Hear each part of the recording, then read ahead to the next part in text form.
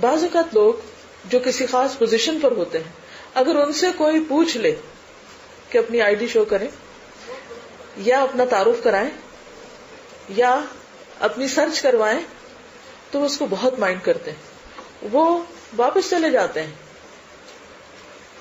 کچھ دن پہلے مجھے پتا چلا یہاں تھوڑی سی فارمیلٹی ہوتی ہے لداخ کے اندر آتے ہوئے، کوئی خاتون کہنے لگی کہ آج کے بعد میں یہاں نہیں آؤں گی، مجھے کیوں چیک کیا گیا، مجھ پہ کیوں شک کیا گیا. اب بات یہ ہے کہ کسی پہ بھی شک نہیں ہے، ایک روٹین ہے اور اس روٹین میں آپ کوئی بھی ہو سکتا ہے، اس میں ناراضگی کی تو بات ہی نہیں ہے. تو بہرحال یہ چند ایک مینرز ہیں جن کو اگر ہم اڈاپٹ کر لیں تو انشاءاللہ ہمارے گھروں میں بھی سکون ہوگا، ہمارے باہمی تعلقات بھی اچھے ہوں گے اور معاشرہ ایک خوشحال معاشرہ ہوگا، اور ان برائیوں کا سدباب ہو سکے گا جو ان احکامات پر عمل نہ کرنے کی صورت میں ہم دن رات دیکھتے ہیں. کون اجازت نہیں لیتا؟ جانور، چور، ڈاکو. کون لیتا ہے؟ جو شخص مؤدب ہوتا ہے، مہذب ہوتا ہے، سویلائزڈ ہوتا ہے، کلچرڈ ہوتا ہے. لیسن تو ختم ہوا. اب اگر آپ کے ذہن میں کوئی سوال ہے یا آپ کچھ کمنٹ کرنا چاہیں یا کچھ ایڈ کرنا چاہیں تو موسٹ ویلکم. اب مجھے یہ بتائیے کہ جو لوگ اجازت نہیں لیتے یا جہاں تک اجازت ہوتی ہے گھر میں وہاں تک، جیسے ڈرائنگ روم ہے یا سٹنگ روم ہے، اس سے آگے جانے کی کوشش کرتے ہیں، ان کے بارے میں کیا حکم ہے؟ کیونکہ گھر کے اندر بھی پھر ایک پرائیویسی ہوتی ہے نا. اب ہر شخص اگر کچن میں پہنچ جائے تو کیا ہوگا؟ السلام علیکم. میں ایک چیز کی طرف توجہ دلانا چاہوں گی کہ ایک تو ہم جو بیل بجاتے ہیں تو بعض اوقات بہت زیادہ بجاتے ہیں، اور کبھی کبھی ایسا ہوتا ہے کہ گاڑی کا ہارن بہت بجاتے ہیں. اس میں کسی کے گھر کے سامنے پہنچ کے گاڑی کا ہارن بجاتے ہیں. کبھی کبھی ٹائم کا بھی احساس نہیں ہوتا کہ رات ہو جاتی ہے اس وقت. تو اس سے صرف گھر والے ڈسٹرب نہیں ہوتے، اس کے ساتھ جتنے بھی ان کے نیبرز ہیں نا وہ بھی ڈسٹرب ہو رہے ہوتے ہیں. تو اس چیز کی طرف جو ہے خاص طور پہ ہم لوگوں کو سوچنا چاہیے. جزاک اللہ خیر. جزاک اللہ خیر. جی آپ آئیے. السلام علیکم. میں آج آپ سے شیئر کرنا چاہی تھی جو کچھ ایکسٹریکٹ ریڈ کیا تھا اسٹیون آر کووی کی book the 7 habits of highly effective people, اور اس میں وہ کہتے ہیں کہ our character basically is a composite of our habits. Sow a thought reap an action, یعنی آپ ایک سوچ کو بوتے جیسے ایک بیج بویا جاتا ہے اور نکلتا کیا ہے آپ کا عمل. So an action reap a habit, آپ عمل بوتے اور آپ عادت کو یعنی کاشت کرتے. So a habit reap a character, so character reap a destiny. The maxim goes habits are powerful factors in our lives because they are consistent, often unconscious patterns. They constantly, daily express our character and produce our effectiveness or ineffectiveness. So, habits کے بارے میں اس میں وہ بتا رہے ہیں کہ جو پہلی بات انہوں نے اس میں کہی کہ جیسے آپ ایک سوچ سوچتے ہیں، آپ کے دماغ میں ایک سوچ آتی ہے، اسی سے آپ کا عمل بنتا ہے، نیچرلی عمل بنتا ہے، اسی سے نیچرلی آپ کی عادت ڈیولپ ہو رہی ہوتی ہے، عادت سے آپ کا کریکٹر بن رہا ہوتا ہے، اور کریکٹر سے آپ کی قسمت بن رہی ہوتی ہے. تو اس میں یعنی کہ سوچنے کی چیز یہ ہے کہ ہماری ہیبٹس جو ہیں they are the most strongest factor ہمارے کریکٹر میں اور ہماری قسمت بنانے میں، جس کا ہم اکثر رونا روتے ہیں تو قصوروار ہم خود ہوتے ہیں. جزاک اللہ خیر. ہماری سوچ کیسے بنتی ہے؟ سوچ کے پیچھے کیا فیکٹر ہوتے ہیں؟ میجورٹی کی سوچ کس پر بیسڈ ہوتی ہے؟ ماحول پر، جو کچھ ہم پڑھتے ہیں، جو کچھ ہم سنتے ہیں، جو کچھ ہم دیکھتے ہیں. ہم سب کو پتا ہے کہ قرآن اللہ کی کتاب ہے، پتا ہے نا، اس میں جو کچھ لکھا ہے سچ ہے، لا ریب فیہ، اس میں کوئی شک نہیں، اللہ کی طرف سے ہے. اللہ کون ہے؟ جس نے آسمان بنایا، جس نے زمین بنائی. اگر اس کے آسمان بنانے میں پرفیکشن ہے کہ اس سے بہتر آسمان کا کوئی ماڈل نہیں ہو سکتا تھا. جب میں واک کر رہی ہوتی ہوں نا تو میں ایک ایک چیز پہ غور کرتی ہوں. آج صبح جیسے سورج نکل رہا تھا تو میں غور کر رہی تھی کہ کیا سورج کا اس سے بہتر ماڈل ہو سکتا ہے؟ اگر یہ اس وقت اس سے ذرا بھی بڑا ہوتا تو کیسا لگتا، اور اگر اس سے تھوڑا سا بھی سائز اس کا چھوٹا ہوتا تو کیسے لگتا؟ ذرا سوچئے. اللہ نے کسی بھی چیز کا جو ماڈل بنایا ہے وہ سب سے بہترین اور پرفیکٹ ماڈل ہے. پھر آپ کسی پودے کو دیکھیں، اس کے پتے کو دیکھیں اور اس پہ غور کریں. کہ اگر اس درخت کا یہ پتا اس شیڈ میں اس سے بڑے سائز کا ہوتا تو کیسے لگتا, اور اس سے تھوڑا چھوٹا ہو جاتا تو کیسے لگتا, ساری خوبصورتی الٹ جائے گی. آسمان کا رنگ, اس کی وسعت, کچھ زمین کی مٹی, اس کے رنگ کو دیکھی. اگر یہ مٹی جیسی ہے اس رنگ کی بجائے کسی اور رنگ کی ہوتی, کوئی نیلی پیلی ہوتی, زمین پہ رہنا کس قدر دوبر ہو جاتا. خود اپنے چہرے کو دیکھیں, اپنے ہاتھوں کو دیکھیں, اگر یہ انگلیاں اس سے ڈبل ہو جاتی, لمبی یا چوڑی, تو کیا عالم ہوتا. کوئی ایک چیز آپ کو ایسی نہیں ملے گی کہ جس کے بارے میں اگر آپ واقعی سچائی سے غور کریں تو آپ کو یہ پتا چلے کہ ہاں کوئی اور اس سے بہتر بنا سکتا ہے. وہ ساری چیزیں جو اللہ نے بنائی. انسان جو ماڈل بناتے ہیں ہر روز تبدیلی آئی ہوئی ہوتی, پھر بھی سیٹسفیکشن نہیں.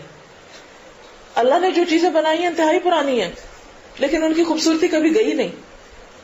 کوئی یہ نہیں کہہ سکتا کہ اچھا اتنا پرانا آسمان اور تو بور ہو گیا آسمان دیکھ کے. کبھی کسی نے نہیں کہا. اس کے جو رنگ بدلتے ہیں, اس کے جو روشنی کی وجہ سے اس کے جو ایفیکٹس ہوتے ہیں, کبھی آسمان دیکھ کے بور نہیں ہوئے, کبھی سبزے کو دیکھ کے بور نہیں ہوتے. جو کچھ اس نے بنایا پرفیکٹ بنایا. اس سے ہمیں ایک اصول ملتا ہے, اس سے ایک بات پتہ چلتی, اور وہ یہ ہے کہ جس رب نے کائنات کو پرفیکٹ بنایا اسی نے یہ کتاب بھیجی ہے, اور یہ بھی ایک پرفیکٹ ہے, پرفیکٹ کلام ہے. اس میں کوئی عیب نہیں, کوئی کمی نہیں. اس میں جو حکم دیے گئے ہیں وہ سارے کے سارے ہمارے فائدے کے ہیں. یہ الگ بات ہے کہ ہمارے سمجھنے میں مشکل ہوتی ہے, کیونکہ ہم کنڈیشنڈ ہوتے ہیں اپنے ماحول سے, کہ ہم بچپن سے جو چیزیں دیکھتے ہیں بعض اوقات ان سے متاثر ہوتے ہیں, آباء و اجداد کے خیال سے.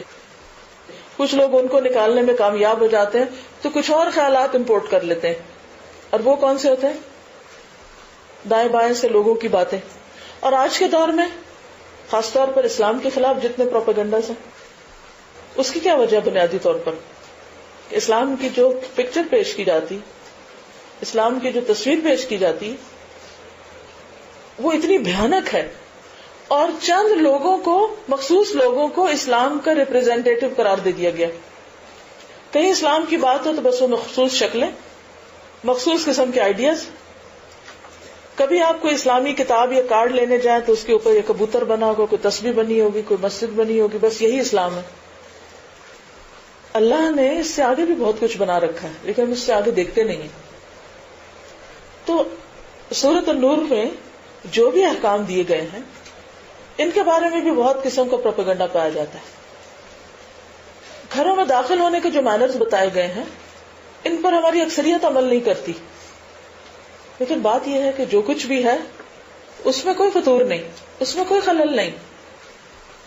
یا ہماری سمجھ میں ہے, یا ہمیں سمجھانے والوں میں ہے, یا اس دین کے ریپرزینٹیٹیو میں ہے, نمائندوں میں ہے کہ جو اس کو پیش کر رہے ہیں, یا تو ان کی اپنی زندگیاں اس سے مختلف ہوتی ہیں. تو بات یہ ہے کہ ہم سب کو چیزوں کو اسی طرح, اتنا ہی, اسی نظر سے اور ان بائس طریقے سے دیکھنے اور سمجھنے کی ضرورت ہے. جس دن ہمارے اندر یہ سوچ پیدا ہو گئی اس دن ہر چیز اپنی جگہ پہ آ جائے گی, اور جب ہر چیز اپنی جگہ پہ آ جائے گی تو ہم بھی اپنی جگہ پہ آ جائیں گے, اور حقیقی معنوں میں سکون ہوگا, دلوں میں بھی اور معاشرے میں بھی. اگر کسی کے گھر داخل نہیں ہو سکتے تو فریج کا دروازہ بھی اجازت کے بغیر نہیں کھول سکتے. حدیث جو ہے وہ قرآن کو ایکسپلین کرتی ہے کہ عمل کیسے کرنا ہے. جیسے وصیت کے بارے میں آپ نے سورۃ النساء میں پڑھا ہوگا, اس میں آتا ہے کہ من بعد وصیۃ توصون بها او دین, کہ تم ورثہ کب تقسیم کرو؟ جب وصیت پوری کر چکو اور قرض ادا کر چکو. لیکن عملی طور پر کیا کرتے ہیں؟ نبی صلی اللہ علیہ وسلم نے کیسے کر کے دکھایا؟ پہلے قرض ادا کیا جائے گا, پھر وصیت پوری کی جائے گی, پھر باقی تقسیم ہوگا. کیا یہ حدیث یا آپ صلی اللہ علیہ وسلم کا طرز عمل قرآن کے خلاف ہے؟ قرآن کے خلاف نہیں ہے, قرآن کے مطابق ہے, عمل کر کے بتایا. لیکن اب یہ سوال پیدا ہوتا ہے کہ قرآن میں پہلے کیوں آیا؟ آپ کا سوال یہ ہے کہ پہلے کیوں آیا؟ پہلے آیا اس کی اہمیت کے پیش نظر. قرآن میں بعض اوقات چیزیں ترتیب میں آگے پیچھے ہوتی ہیں جو پریکٹیکلی نبی صلی اللہ علیہ وسلم نے ڈیفینیٹلی ذرا کی ہیں. اس کی وجہ یہ ہے کہ ہر زبان کا ایک اسلوب ہوتا ہے, ایک طریقہ کار ہوتا ہے. جن باتوں پہ آپ سٹریس کرنا چاہتے ہیں بعض اوقات آپ ان کو ریپیٹ کرتے ہیں, بعض اوقات آپ ان کو سب سے پہلے لاتے ہیں, اور بعض اوقات آپ اگر زیادہ ہو تو سب سے اینڈ میں اینڈ کر کے جس پہ سٹریس کرنا اس کو اینڈ پہ لے جاتے ہیں.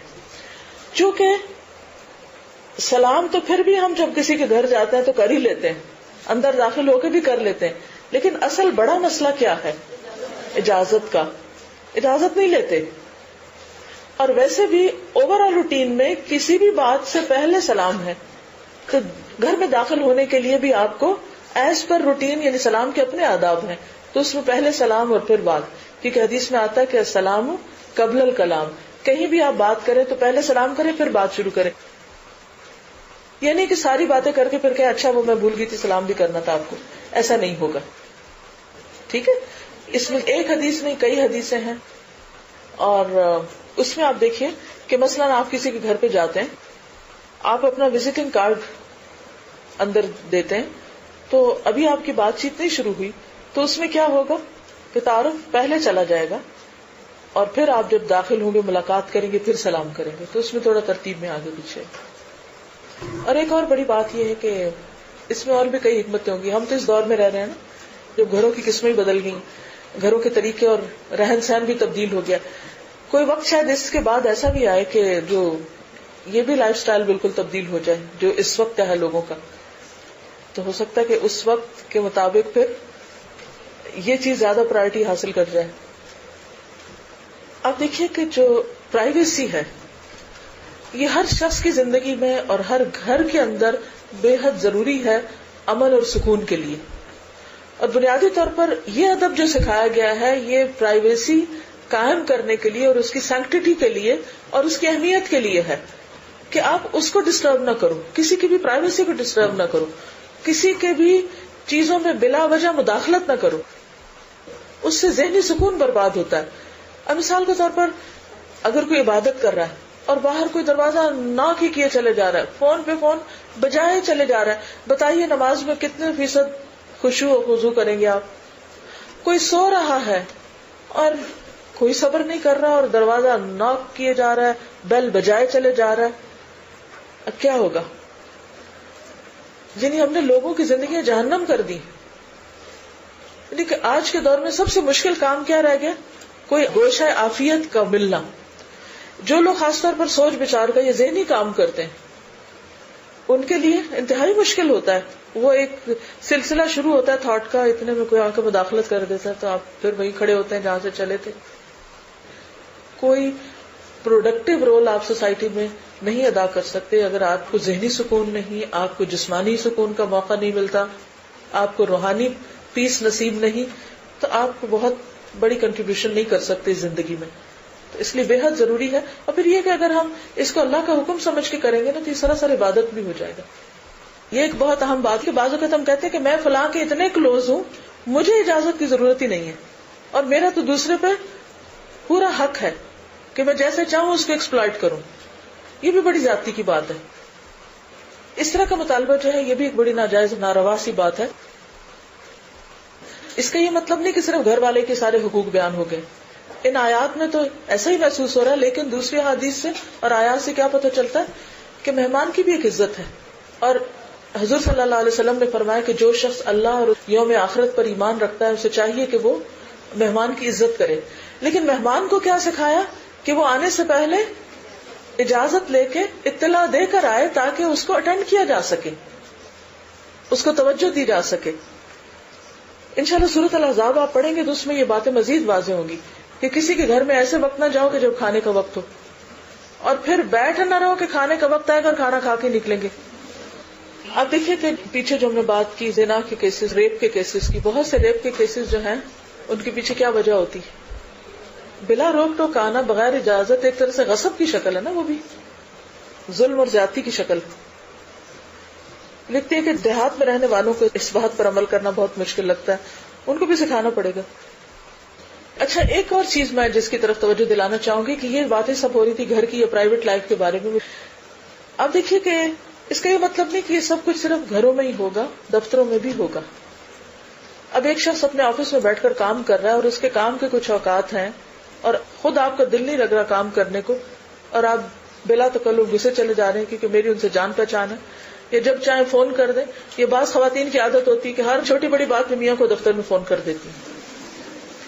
وہ اگر کسی میٹنگ میں ہے تو ہماری بلا سے، وہ کہیں کوئی اور اہم کام ہے تو اس وقت ہم کیا حق جتاتے ہیں، کس بات پہ ناراض ہوتے ہیں، کیا شکوے گلے ہوتے ہیں. ہم تو آپ کی زندگی میں اہمیت ہی نہیں رکھتے. آپ اور آپ کا دفتر ہے بھئی، وہ کام پہ گئے ہیں اور کام کا اپنا ایک تقاضا ہے، وہ اس وقت کی تنخواہ لیتے ہیں اور آپ کو یہ حق نہیں کہ آپ انہیں چھوٹی بڑی بات پر اور بچوں کی شکایت میں فرسٹریشن اس وقت نکالیں جب وہ اپنے کام میں مصروف ہیں. تو ان چیزوں سے بھی بچنے کی ضرورت ہے. بہت سے لوگ اپنا کام کیوں نہیں کر پاتے؟ کیونکہ دوسرے ان کو کرنے نہیں دیتے. خلاصہ یہی ہے کہ اگر ہم ان چیزوں پر عمل کریں تو بہت سے مسائل حل ہوں گے، تعلقات خوشگوار ہوں گے. اب دیکھیں کہ گھروں کے اندر جھگڑے کیوں ہوتے ہیں، ان لاز کے ساتھ جھگڑے کیوں ہوتے ہیں لوگوں کے؟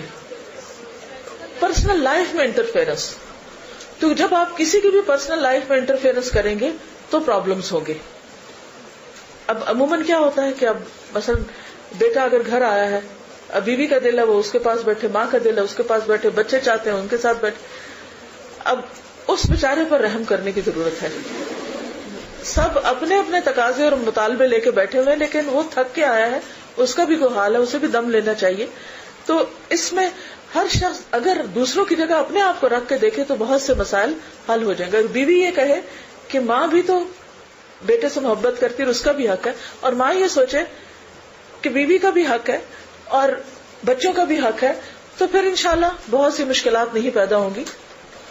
تو اصل چیز ہے جو ساری آج کی گفتگو کا خلاصہ ہے وہ یہ کہ ہماری دنیا اور آخرت کی کامیابی، سکون، خوشیاں، فلاح اسی میں ہے کہ ہم ان باتوں کو اللہ کا حکم سمجھ کر ان کی پابندی کریں اور من گھڑت فلسفے اور اپنی عقل کو اس کے اوپر لاگو نہ کریں یا اپنے جذبات اس کے اوپر نہ لے جائیں. ہمیں نہ اپنے نفس کی پیروی کرنی ہے کہ ہمیں یہ بات اچھی لگتی ہے تو اس لیے ہم ایسا کر رہے ہیں، نہ ہی اپنے عقل کو فالو کرنا، کیونکہ عقل تو بہت دفعہ دھوکہ کھاتی ہے، بہت چیزیں غلطی کر کے سمجھ آتی ہیں. اور اسی طرح نہ ہی معاشرہ اور سوسائٹی کی باتیں کہ ان کے تجربے ہیں یا آج کل یہ ان ہے، نہیں، جو کچھ بھی ہے، لیکن ان سب سے اوپر کون ہے حقیقت میں؟ اللہ رب العزت. لہذا جو وہ کہتا ہے ہمارے لیے وہی عرف آخر ہے، اور اسی پر عمل کرنے میں ہمارے لیے کامیابی کے علاوہ اجر و ثواب ہے. السلام علیکم ورحمۃ اللہ وبرکاتہ. سبحانک اللہم وبحمدک، نشہد ان لا الہ الا انت، نستغفرک ونتوب الیک.